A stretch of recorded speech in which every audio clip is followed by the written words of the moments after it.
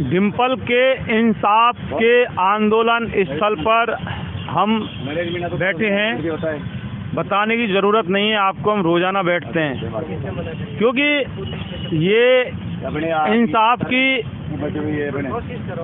आवाज़ है और इंसाफ की बात है। इंसाफ की बात करना बनता भी है और ये हमारा एक नैतिक, सामाजिक और ये हमारा कर्तव्य है। संवैधानिक कर्तव्य हमारा इसलिए नहीं है क्योंकि लोकतंत्र का तथाकथित चौथा स्तंभ है मीडिया। संविधान में उसको कोई दर्जा नहीं है। कहते ज़रूर हैं कि हाँ साहब ये लोकतंत्र के चौथा स्तंभ, ऐसा कोई मतलब नहीं है। सुप्रीम कोर्ट के जस्टिस भी हालांकि यही मानते हुए एक बार सड़क पर मीडिया के सामने लोकतंत्र जब खतरे में था अपनी आवाज़ कही थी। इन्वेस्टिगेशन मीडिया रोज़ाना बात करता है। बात एक ही है कि डिम्पल की हत्या और आरोपी के खिलाफ कार्रवाई नहीं हो रही, तो ये आंदोलन यहाँ चल रहा है। उसको रोज़ाना नए नए एंगल से हम उसको पेश करते हैं, प्रेजेंट करते हैं। ये राकेश आमजन है।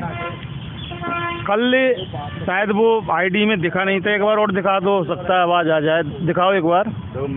ये राकेश आमजन, मैं ऐसा नहीं कह रहा कि ये वैसे आम जनता का रूप में ये आमजन है, इनका नाम ही राकेश आमजन है।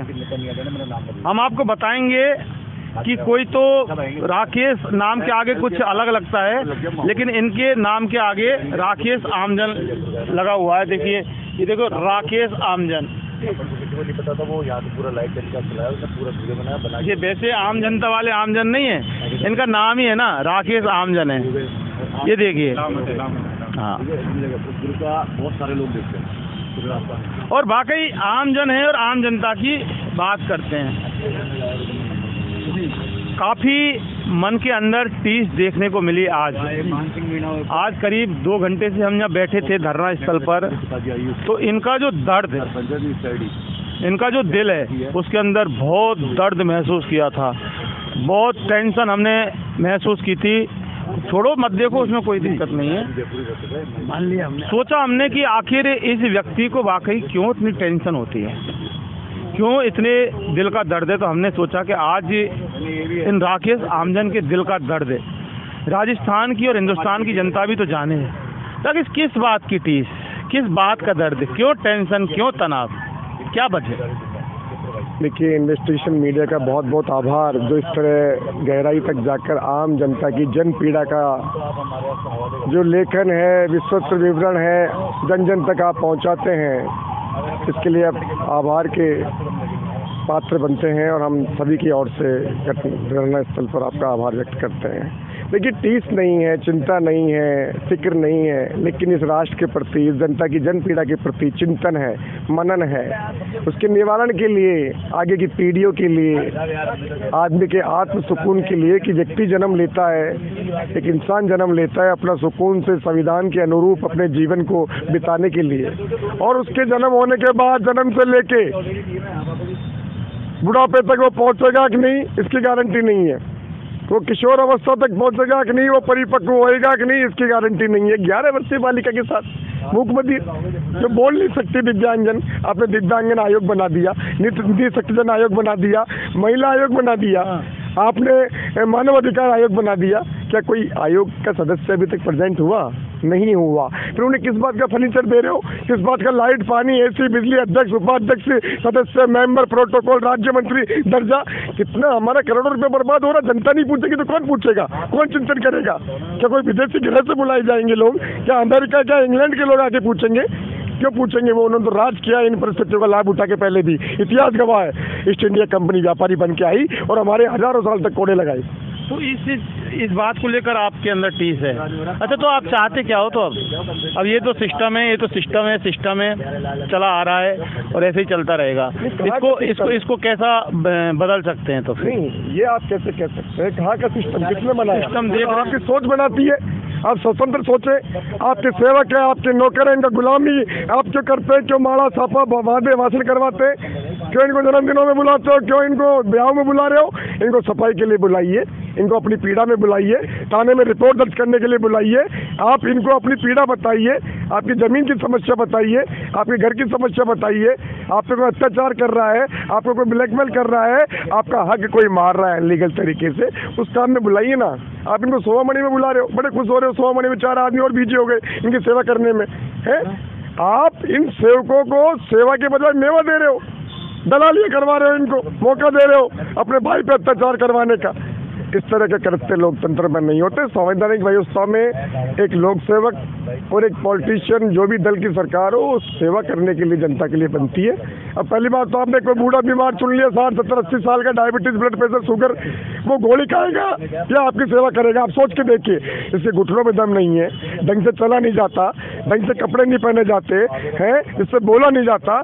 ऐसे लोक सेवकों को आप सेवा के लिए चुन रहे हैं, सरपंच के पद पे, प्रधान के पद पे है, MLA के पद पे, सांसद के पद पर वो मंत्री बन रहे हैं। ये हमारे युवा सरपंच साहब है, संघर्षशील है। ऐसे युवाओं को क्यों नहीं चुनते? क्यों नहीं इनकी जवानी को ऊर्जा को काम लेते हो? आप सोचना चाहिए जनता को आज कि जो जवान, ईमानदार, कर्मठ, योग्य, तपस्वी, त्यागी लोग आपकी सेवा के लिए तैयार है, उनको आप नकार के ये हिंदू, मुसलमान, कांग्रेस, बीजेपी करके धर्म पाखंड, पाठ, धर्म गुरु, नकली बाबा जी, भ्रष्टाचार, मठ है, ये काम करवाने के लिए पैदा हुए, उस देश की भट्टी बुझाने के लिए। हिंदुस्तान की बड़ी बड़ी बातें, बेटी बचाओ, बेटी पढ़ाओ, कहाँ पढ़ रही है बेटी? मर गई, अब पढ़ा लो, अगला नंबर आपकी बेटी का होगा। ये सर्व समाज की बेटी है, सर्व समाज की चिंता है।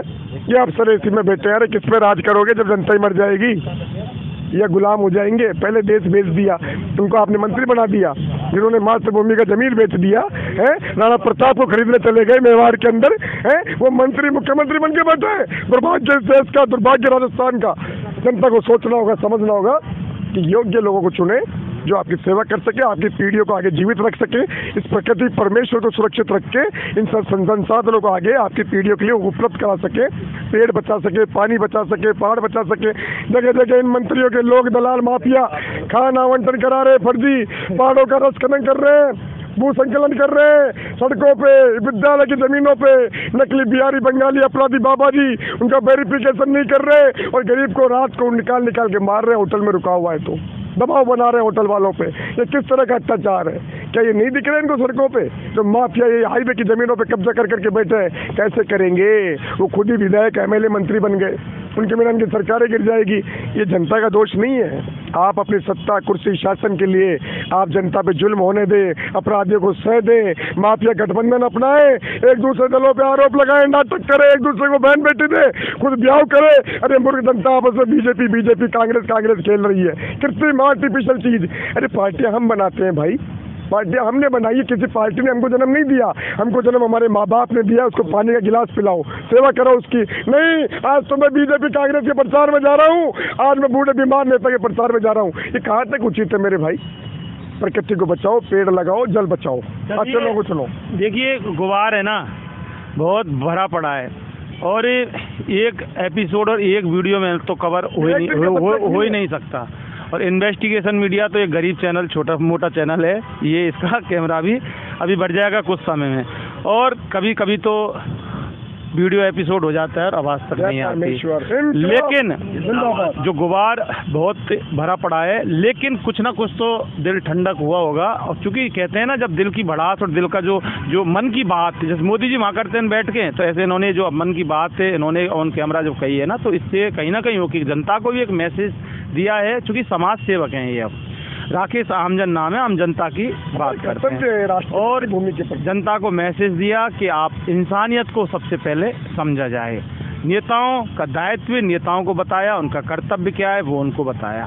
हमेशा बताते रहेंगे, जनता की बात करते रहेंगे। और इधर इन्वेस्टिगेशन मीडिया, हमारा चैनल भी वो जनता का चैनल है, जनता के लिए और जनता के द्वारा चलता है। आंदोलन के बाद भी जब भी हमारी मुलाकात राकेश आमजन से होती रहेगी, हम लगातार इनको हमारे चैनल पर बात करते रहेंगे। इन्वेस्टिगेशन मीडिया के लिए पवन कुमार के साथ शहीद स्मारक से मैं जितेंद्र शर्मा।